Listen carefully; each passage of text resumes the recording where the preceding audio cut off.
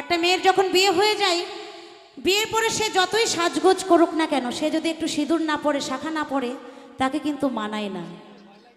যতই সাজুক, ড্রেসিং টেবিলের সামনে সে সারাদিন সাজুক, কোথাও না কোথাও একটু অসম্পূর্ণ থেকে যায়। তাই সেই ভাবধারা নিয়ে একটু লক্ষ্য করে শুনবেন আমার এই গানটা। Hello hello test. শত শত টাকা দিয়ে কেনা যায় সিঁদুর, শত শত টাকা দিয়ে কেনা যায় সিঁদুর, পড়া যায় না যদি কপালে না লেখা থাকে তা।